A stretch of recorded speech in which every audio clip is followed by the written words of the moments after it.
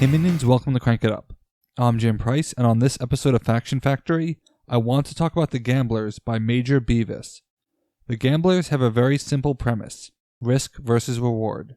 You are rewarded with cards and power counters. Many of their cards require some element of chance.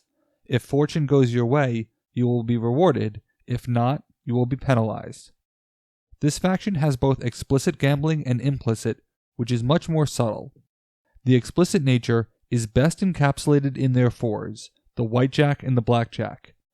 I was immediately drawn to the fact that these two minions are two sides of the same coin, mirror images of each other. When I spoke with Major, he mentioned that he likes things to be odd and different, and I can only assume that's why the minions each have a different back color. I'm personally dying on the inside, however, and I was so tempted to change it, but here it is.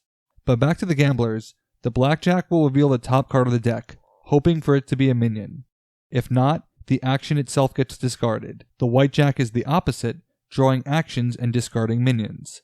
You don't discard a card, you discard that card, which can penalize you severely for guessing wrong.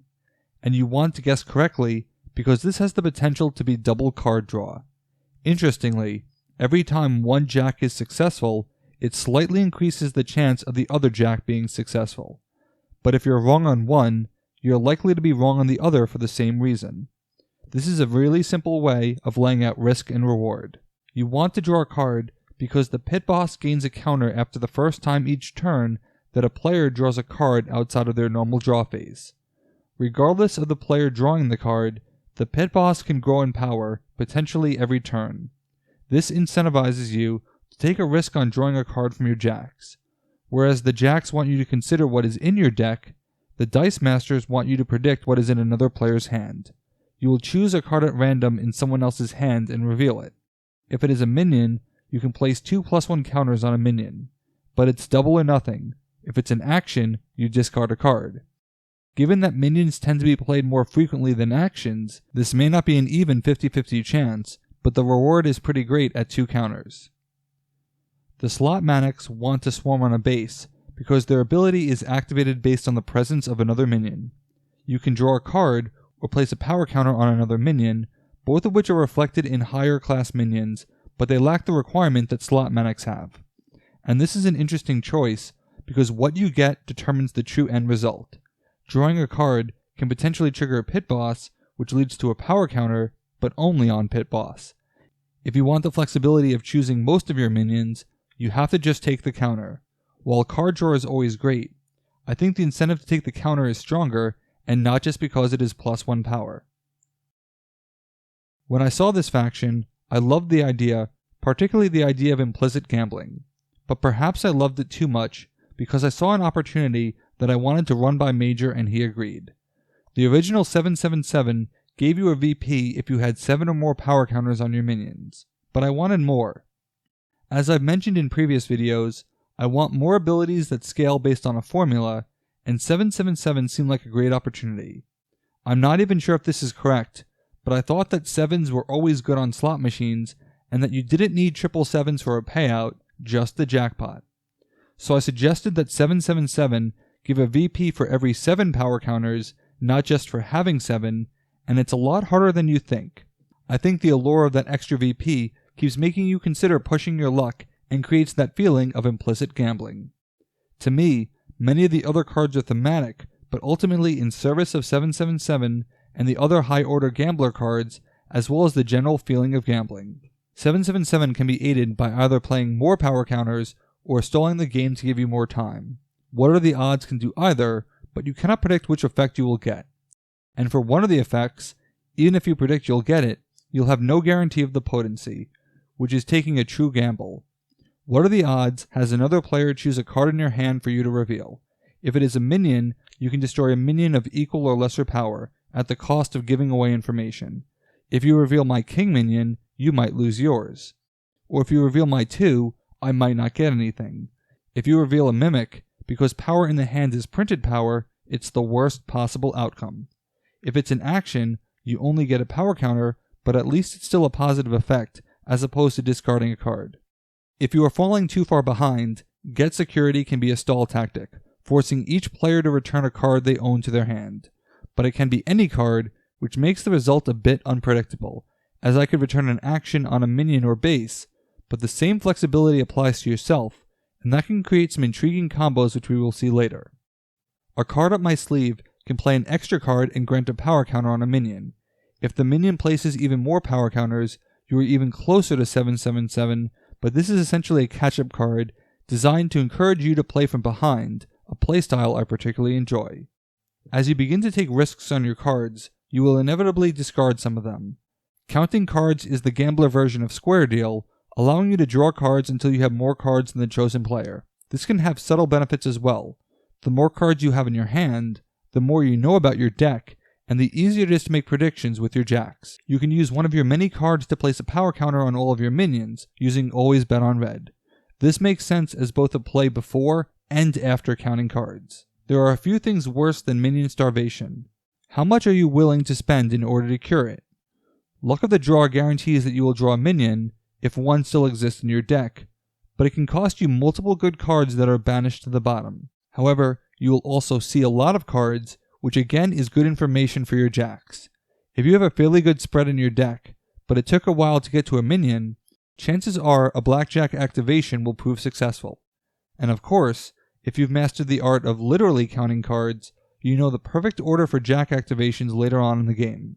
Place Your Bet is the faction's only double feature, placing 2 power counters on the same minion. Again, double or nothing.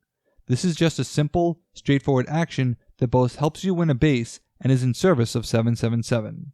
Snake Eyes was another card that seemed primed for a unique opportunity.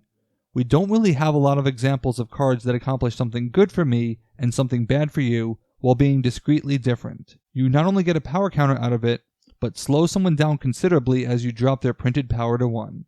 As a faction that draws a lot of cards and places power counters, it's natural to think of all the power counter based factions.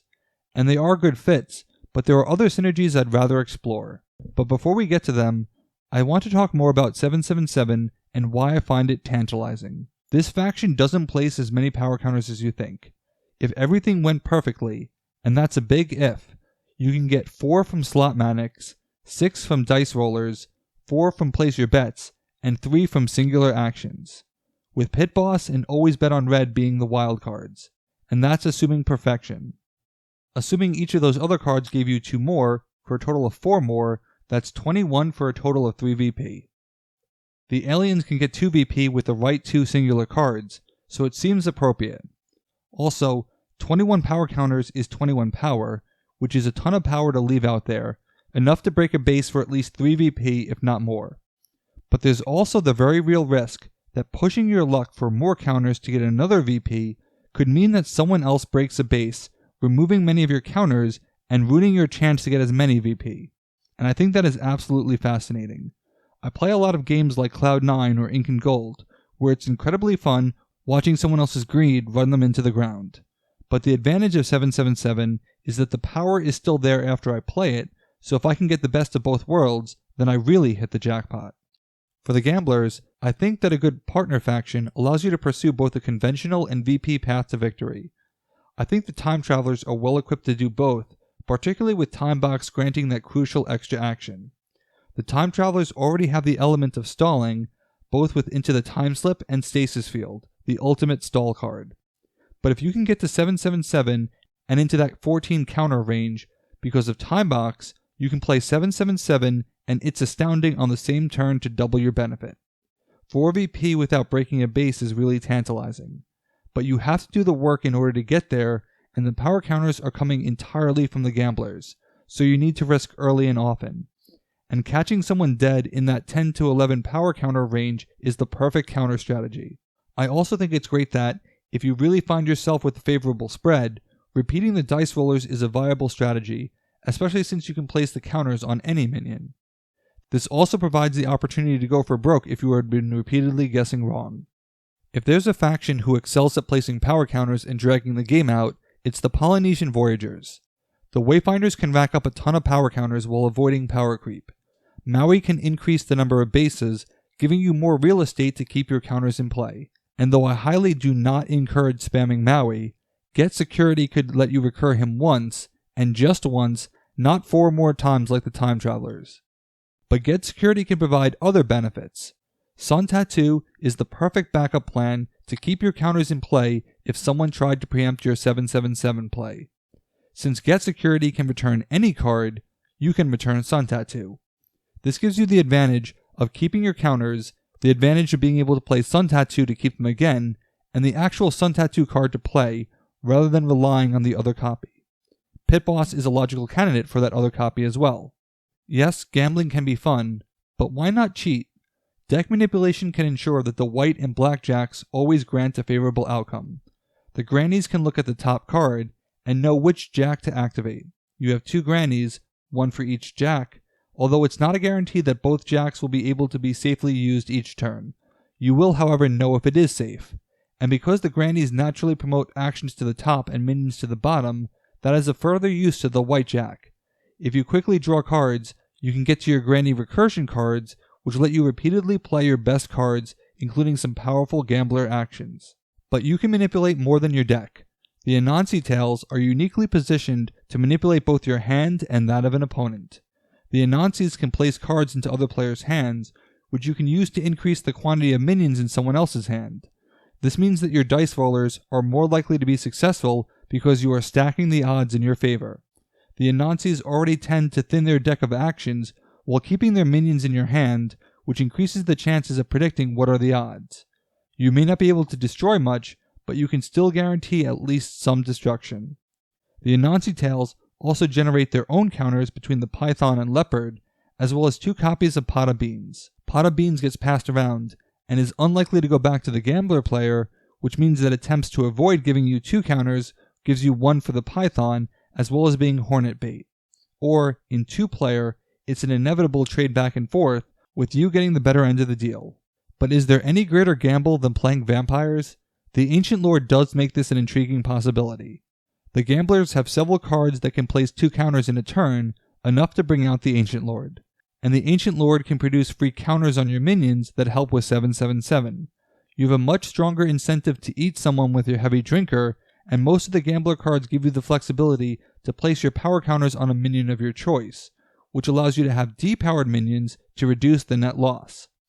The flexibility also helps with Mad Monster Party, which can be pretty restrictive, but Always Bet on Red or Mad Monster Party can potentially produce 2 power counters per minion in an instant, and leading with Mad Monster Party to follow with Always Bet on Red can give you 3 counters per minion. Naturally, someone will try to cut you off, but if you spread out, this could be a play where Buffet actually proves useful to replenish many of those counters. I view this more as the vampires needing the gamblers rather than the gamblers needing the vampires, but the combo still has a lot of potential. The vampires always appreciate the card draw. The gamblers don't necessarily reinvent the wheel, but they use metagaming and information to provide a fresh take on power counters and card draw, which have pretty much been beaten to death. I like that the faction conveys a sense of playing with reckless abandon, and I would enjoy watching someone compound one bad decision after another. Risk-taking has always been a part of Smash Up, so why not formalize it? What do you think of the Gamblers? Let me know in the comments. Thanks for watching, be sure to like and subscribe, let's shut it down.